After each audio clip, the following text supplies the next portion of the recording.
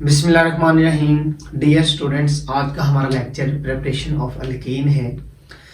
इस लेक्चर के अंदर हम अल्केन को तैयार करेंगे। तो लास्ट लेक्चर में हमने कुछ मेथड पढ़े थे अल्केन की प्रिपरेशन के।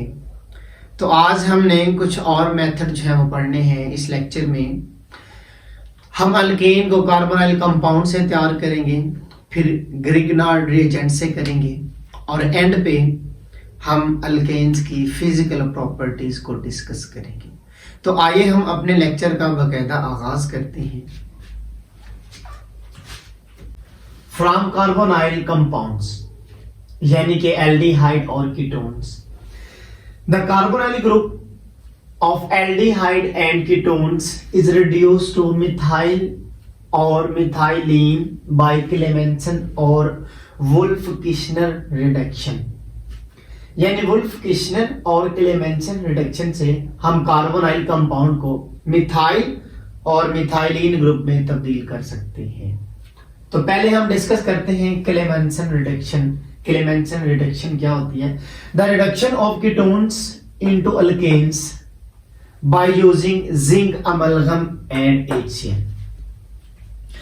यानी कीटोन से हम अल्केन तैयार कर सकते हैं। तो यहाँ पे रिएजेंट जो यूज हो रहा है वो जिंक अमलगम है और साथ में HCl हमने यूज करना है। रिएक्शन के ऊपर फोकस करें जरा। ये हमारे पास कीटोन है, एसीटोन है, इसकी हमने रिडक्शन करवानी है जिंक अमलगम और HCl की मौजूदगी में। तो यहाँ पे देखें 2 हाइड्रोजन इस ऑक्सीजन के साथ मिलेंगे, वाटर बन जाएगा एक मॉलिक्यूल। फिर 2 हाइड्रोजन यहां से बचे, वो कार्बन के साथ मिलेगी CH2 ग्रुप, ये बन जाएगा। तो आप देखें यहाँ पे ये जो कार्बोनाइल ग्रुप है ये कन्वर्ट हो गया मिथाइलिन, यानी ये देखें ये चेंज हो गया CH2 के अंदर। तो इस तरह से अगर हम इसके ऊपर फोकस करें तो ये हमारे पास एक अल्केन है, यानी एसीटोन से हमने तैयार किया है प्रोपेन। नेक्स्ट देखें wolf-Kishner reduction, the reduction of aldehyde into alkanes by using hydrazine in the presence of KOH। यानी अगर हाइड्राजीन की मौजूदगी में और साथ में अगर KOH इस्तेमाल किया हो तो एल्डिहाइड अल्केन के अंदर तब्दील हो, तो इसको हम कहते हैं वुल्फ-किश्नर रिडक्शन। तो इसका रिएक्शन भी सेम है। ये हमारे पास एक एल्डिहाइड है, एस्टल्डिहाइड है, हमने इसकी करवानी है रिडक्शन हाइड्राजीन की मौजूदगी में और हमने इसको 200 डिग्री तक हीट करना है। तो देखिए होगा क्या, 4 हाइड्रोजन है, 2 हाइड्रोजन ऑक्सीजन के साथ मिली, बना दिया वाटर, बाकी बची यहाँ पे 2 हाइड्रोजन कार्बन के साथ मिली और इस कार्बन को मिथाइल ग्रुप में तब्दील कर दिया। यानी इस कार्बन के पास 1 हाइड्रोजन पहले थी, 2 मिली, ये CH3 ग्रुप बन गया। हमने एसिटाल्डिहाइड से हमने इथेन जो है वो तैयार कर लिया है। Next from Grignard reagent. अब ग्रिग्नार्ड रिएजेंट क्या होते हैं? दरअसल इनकी अगर हम बात करें तो जो अल्काइल हलाइड होते हैं इनको जब हम मैग्नीशियम के साथ ट्रीट करवाते हैं एनहाइड्रस ईथर की मौजूदगी में, तो हमारे पास अल्काइल मैग्नीशियम हलाइड बनते हैं। तो इनको हम दरअसल ग्रिग्नार्ड रिएजेंट कहते हैं। इनकी फॉर्मेशन देखते हैं जी। Alkyl halide react with magnesium in anhydrous ether to form alkyl magnesium halide known as Grignard reagent. अभी मैंने इसके बारे में थोड़ा सा जिक्र किया कि मैग्नीशियम के साथ जब अल्काइल हलाइड को एनहाइड्रस ईथर की मौजूदगी में आप ट्रीट करवाते हैं तो हमारे पास अल्काइल मैग्नीशियम हलाइड बनते हैं, जिनको हम ग्रिग्नार्ड रिएजेंट कहते हैं। याद रखिएगा कि यहाँ पे हमने एनहाइड्रस ईथर जो है वो यूज करनी है, मतलब कि उसके अंदर कोई भी मॉइस्चर मौजूद नहीं होनी चाहिए, मतलब कि ड्राई ईथर हम यूज करेंगे। नेक्स्ट देखें दे डिकम्पोज, मतलब ये जो इथाइल मैग्नीशियम हलाइड है ना, ये जो यहाँ पे बन चुके हैं, ये क्या होते हैं जी? डिकम्पोज होते हैं into alkanes on treatment with water और डाइल्यूट एसिड। अब ये जो इथाइल मैग्नीशियम हलाइड है ये क्या करते हैं जी, अल्केन के अंदर कन्वर्ट हो जाते हैं, डिकम्पोज हो जाते हैं, किसकी मौजूदगी में, डाइल्यूट एसिड या वाटर की मौजूदगी में। आगे हमने जो मेथड देखा, हमने देखा कि ग्रिग्नार्ड रिएजेंट हैं, इनको मैग्नीशियम के साथ ट्रीट करवा के तैयार किया जा सकता है। इनकी प्रेपरेशन देखें, हमारे पास मिथाइल ब्रोमाइड है, मैग्नीशियम के साथ ट्रीट करवाएंगे, एनहाइड्रस ईथर है, तो होगा क्या, मैग्नीशियम इस बॉन्ड के अंदर जो है वो ऐड हो जाएगी, मैग्नीशियम दोनों के साथ जो है वो बॉन्ड बना लेगी, यानी CH3 ग्रुप के साथ और ब्रोमीन के साथ, ठीक है। तो ये दरमियान में हमने इसको ऐड कर दिया। अब अगर आपने इथाइल मैग्नीशियम ब्रोमाइड तैयार करना है, ये हमारे पास मिथाइल मैग्नीशियम ब्रोमाइड है, तो इथाइल मैग्नीशियम ब्रोमाइड तैयार करना है तो हम क्या करेंगे, इथाइल ब्रोमाइड लेंगे, मैग्नीशियम के साथ जो है वो ट्रीट करवाएंगे, इसका रिएक्शन करवाएंगे एनहाइड्रस ईथर की मौजूदगी में, तो बनेगा यहाँ पे CH3CH2MgBr, मतलब कि ये वाला जो बॉन्ड है इसमें मैग्नीशियम ऐड हो जाएगी। आगे डिकम्पोजिशन देखिएगा, इसकी जो डिकम्पोजिशन है वो इंपॉर्टेंट है। ये मिथाइल मैग्नीशियम ब्रोमाइड है, ये वाटर के साथ रिएक्ट करेगा, ये H पॉजिटिव से मुराद है कि यहाँ पे एसिडिक कंडीशन है। तो देखिए ये यहाँ पे CH3 जो है, अगर इसकी हम थोड़ा सा इसकी पोलैरिटी की बात करें तो मैग्नीशियम जो इसके ऊपर पार्शियली पॉजिटिव है और ये जो CH3 इसके ऊपर पार्शियली नेगेटिव चार्ज है, और वाटर देखें तो वाटर का जो OH हाइड्रोक्साइड है इसके ऊपर पार्शियली नेगेटिव चार्ज है और H के ऊपर पार्शियली पॉजिटिव चार्ज है। तो हमें पता है पॉजिटिव नेगेटिव के साथ मिलेगा, यहाँ पे इनको मिलाना जो आसान हो गया है। CH3 के ऊपर नेगेटिव चार्ज है, क्योंकि मैग्नीशियम मेटल है, ये थोड़ी सी ये नॉन मेटल है, तो इसी वजह इसके ऊपर जो है नेगेटिव आएगा, इसके ऊपर पॉजिटिव आएगा। अच्छा देखें, ये CH3 H के साथ मिलेगा, ये बन जाएगा CH4, यहाँ पे बच गया OH, वो OH इसके साथ मिलेगा, ये बन जाएगा MgBrOH।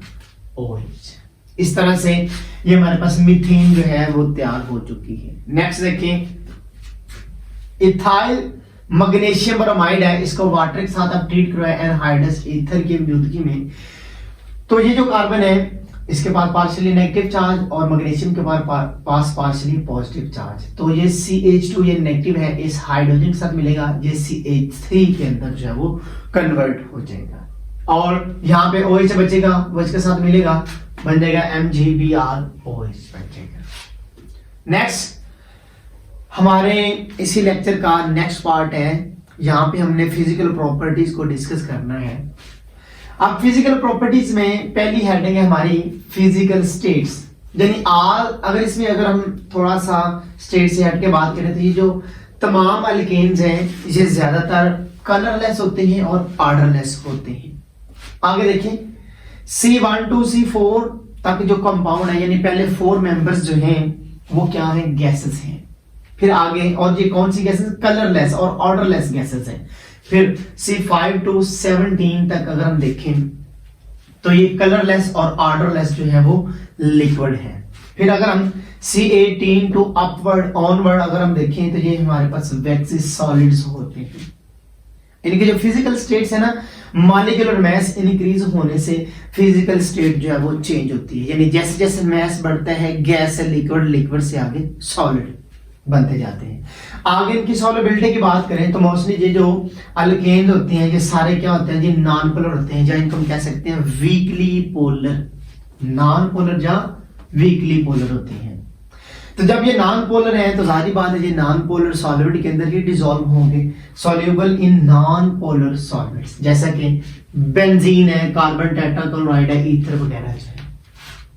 तो ईथर के अंदर कार्बन टेट्राक्लोराइड, बेंजीन यानी जो नॉन पोलर सॉल्वेंट है, नॉन पोलर के अंदर ही ये डिसॉल्व होते हैं, क्योंकि हमने एक फिनोमेना पढ़ा हुआ है, एक रूल पढ़ा हुआ है, लाइक डिसॉल्व लाइक, यानी जिस तरह का सॉल्यूट उस तरह का सॉल्वेंट, यानी पोलर सॉल्वेंट के अंदर पोलर सॉल्यूट और नॉन पोलर सॉल्वेंट के अंदर नॉन पोलर सॉल्यूट हल होते हैं। नेक्स्ट देखें, मेल्टिंग एंड बॉइलिंग पॉइंट, ये थोड़ा सा इंपॉर्टेंट है, देखें जरा। मेल्टिंग एंड बॉइलिंग पॉइंट जब वो इंक्रीज करते हैं 20 to 30 degree by addition of each CH2, मतलब एक CH2 ग्रुप इंक्रीज करने से जो अल्केन है उसका तकरीबन 20 to 30 डिग्री बॉइलिंग या मेल्टिंग पॉइंट जो वो इंक्रीज कर जाता है। आगे melting and boiling point increases, ऊपर एरो से मुराद है इंक्रीज हो रहा है, बाय इंक्रीज, इंक्रीज ये भी एरो से मुराद है ऊपर यानी कि इंक्रीज हो रहा है मॉलिक्यूलर मास। मतलब कि जब मॉलिक्यूलर मास बढ़ेगा तो मेल्टिंग और बॉइलिंग पॉइंट भी क्या होंगे, बढ़ जाएंगे। फिर आगे देखें, melting and boiling point of branched chain are lower than that of their isomeric normal chain alkanes. मतलब वो कहता है कि अगर फॉर एग्जांपल 4 कार्बन वाला एक अल्केन है वो ब्रांच्ड है और 4 कार्बन वाला एक अल्केन है वो उसकी नॉर्मल चेन है, कोई भी ब्रांच नहीं है, तो जो ब्रांच चेन वाला है उसका जो मेल्टिंग और बॉइलिंग पॉइंट है वो कम होता है नॉर्मल चेन वाले से। रीजन क्या है कि जो ब्रांच चेन है इसके अंदर जो लंडन डिस्पर्शन फोर्सेस होती है ना वो वीक होती हैं। हमें पता है कि जो मेल्टिंग और बॉइलिंग पॉइंट है वो दरअसल रिलेट करते हैं लंडन डिस्पर्शन फोर्सेस के ऊपर। जितनी लंडन डिस्पर्शन फोर्सेस ज्यादा होती है ना उतने मेल्टिंग और बॉइलिंग पॉइंट भी ज्यादा होते हैं। और नॉर्मल चेन के अंदर अगर हम देखें तो लंडन डिस्पर्शन फोर्सेस जो है वो वीक होती हैं, जिसकी वजह से नॉर्मल चेन अल्केन्स के मेल्टिंग और बॉइलिंग पॉइंट भी कम होते हैं। आगे इनकी अगर हम डेंसिटी की बात करें तो डेंसिटी जो है वो इंक्रीज होती है बाय इंक्रीजिंग मॉलिक्यूलर मास। जैसे जैसे मॉलिक्यूलर मास के अंदर इजाफा होता जाएगा जो अल्केन्स हैं उनकी डेंसिटी जो है वो भी बढ़ती जाएगी। अगर हम देखें डेंसिटी जो है वो इक्वल होती है मास बाय वॉल्यूम, तो यहाँ पे क्लियरली लिखा हुआ है डेंसिटी जो है वो मास के क्या है जी, डायरेक्टली रिलेटेड है, डायरेक्टली प्रोपोर्शनल है। तो जैसे जैसे मास बढ़ेगा डेंसिटी भी बढ़ जाएगी। मैं उम्मीद करता हूं कि ये लेक्चर जो है आपको बहुत पसंद आया होगा। मेरी आपसे रिक्वेस्ट है कि आप मेरे चैनल को लाइक करें, शेयर करें और सब्सक्राइब करें। Okay, thank you, Allah Hafiz.